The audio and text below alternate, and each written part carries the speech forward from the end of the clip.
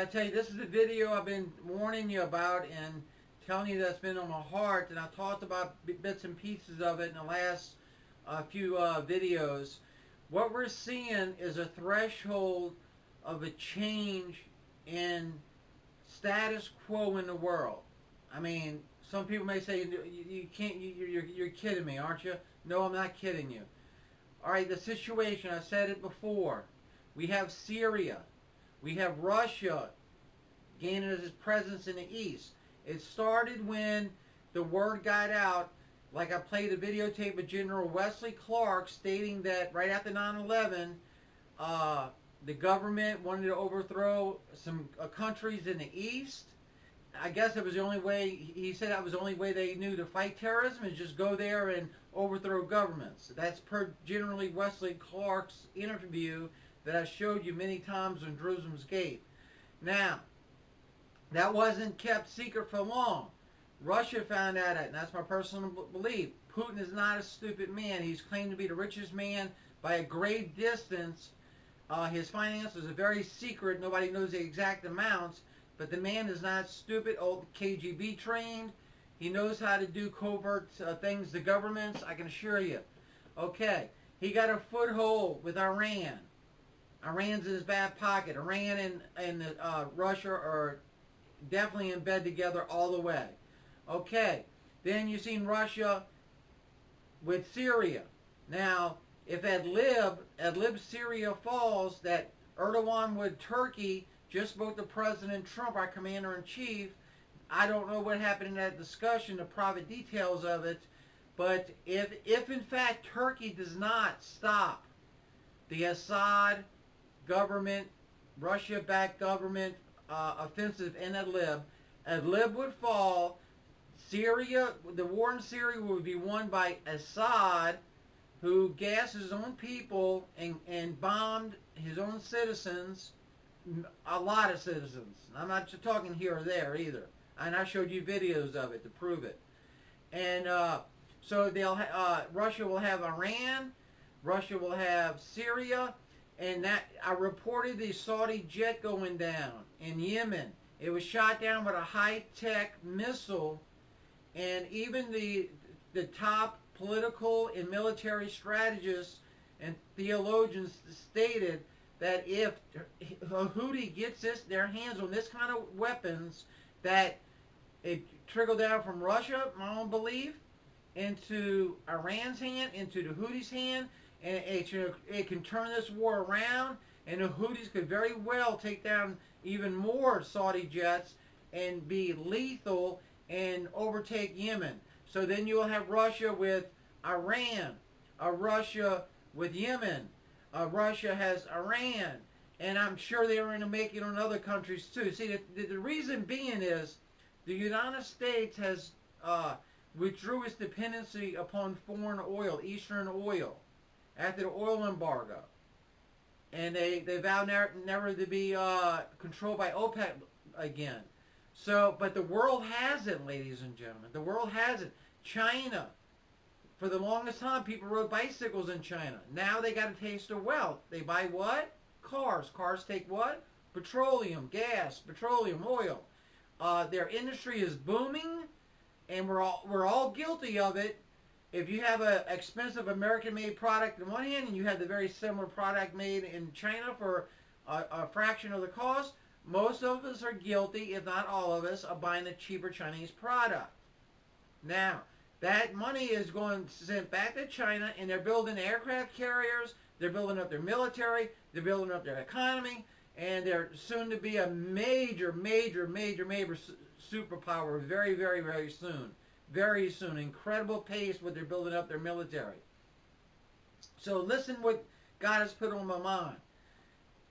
Russia found out that the United States, after 9/11, was going to overthrow these countries. They had to know. They knew they had to get back in power, but they couldn't do it the way that they tried. USSR tried to do it in a spending contest, because nobody can outspend the United States. So Margaret Thatcher and Ronald Reagan outspent USSR and bankrupted them.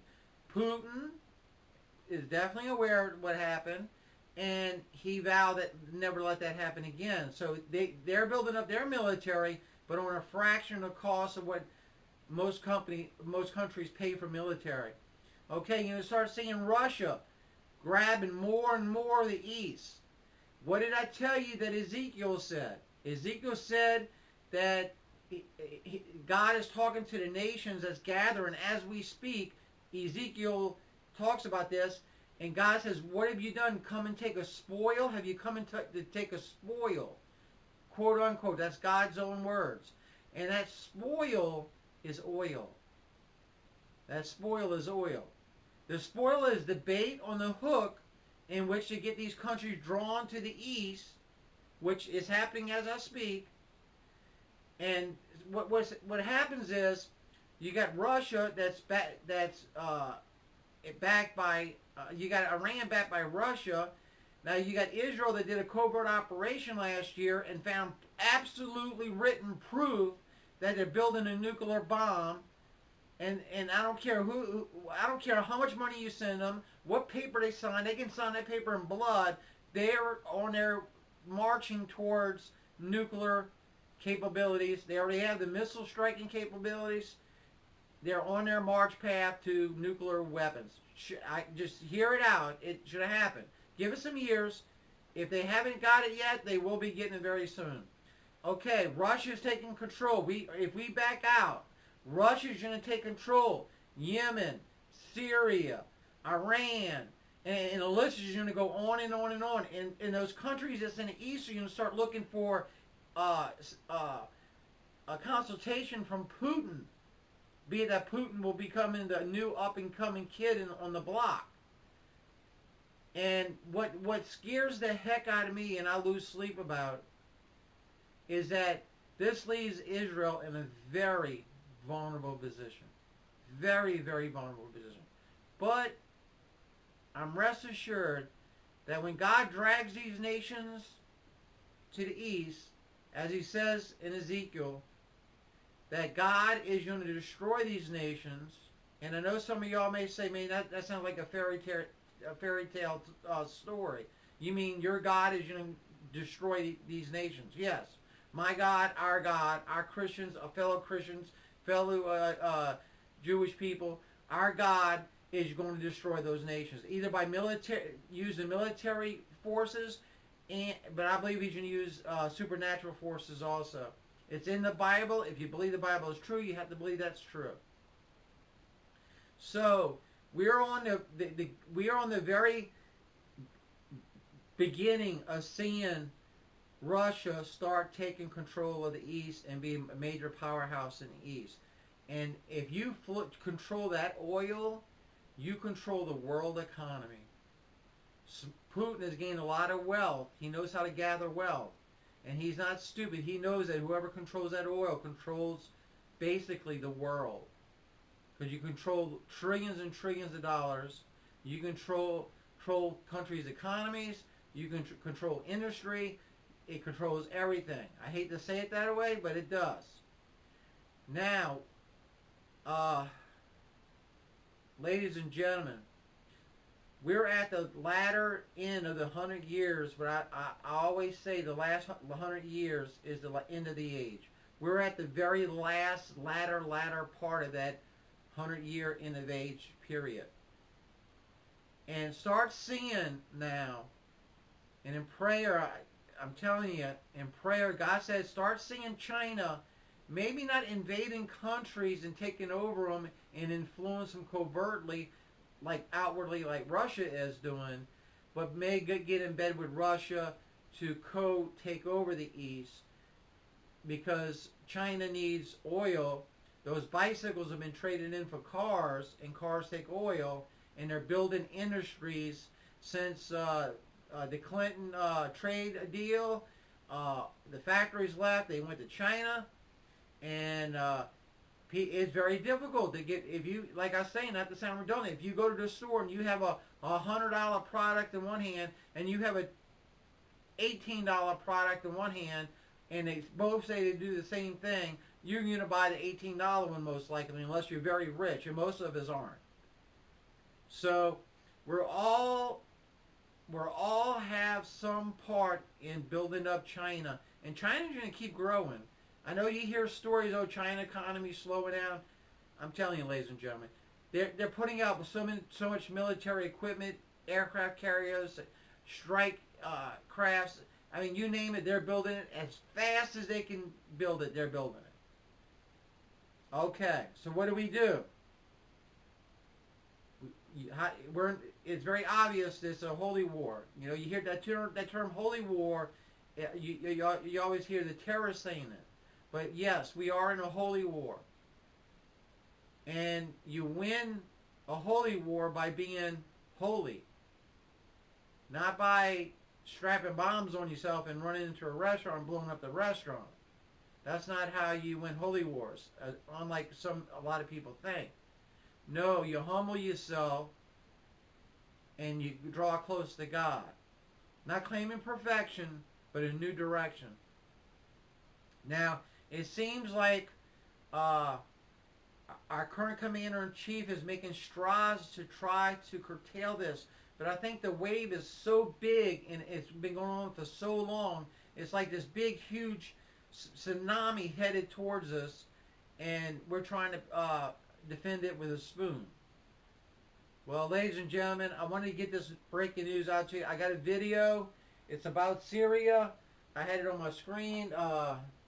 Liberation Front, a rebel alliance backed by Turkey. I had the screen on. I'm sorry, the screen went off a second. Usually I have that on the background. But I got a video I want you to watch. It's about Syria, and the key is Syria. If Lviv falls, if Erdogan allows the Lviv to fall, then Russia has a strong foothold in the east with another country. That's the facts. You may believe them, you may not believe them. That's up to you. But that's the facts. With that being said, you're watching and listening to another broadcast of Jerusalem Gate. Here comes the video. We love you. These are fighters from the National Liberation Front, a rebel alliance backed by Turkey. Outgunned and outnumbered, the fighters seek refuge behind a newly erected embankment. On the other side, government troops are stepping up their campaign. We are consolidating our defense lines, setting up small flexible command centers. Most of the factions are coordinating their operations, and our aim is to drag government forces into our own areas. Fighting has surged over the last few days. President Bashar al-Assad's forces have regained control of many areas in Aleppo and Idlib. Their advance infuriated Turkey, which accuses Assad of violating the terms of a ceasefire agreement Turkey signed with Russia and Iran 2 years ago. Ankara has sent more troops into Idlib and expanded its military outposts. Despite that, Damascus insists its campaign won't stop. Turkey's growing involvement in the Syrian conflict is welcomed by the rebels, who see it as an opportunity for a counter-offensive. We are still fighting to prevent Assad's army and the militias backing him from destroying our villages and evicting civilians. The morale of our fighters is high, and we are all determined to defeat Assad. The rebels have been weakened by internal fighting and divisions. The National Liberation Front is one among many factions operating in rebel-held territory. But Hayat Tahrir al-Sham, or HTS, is the most powerful. It's an alliance of many groups with a strong presence in Idlib.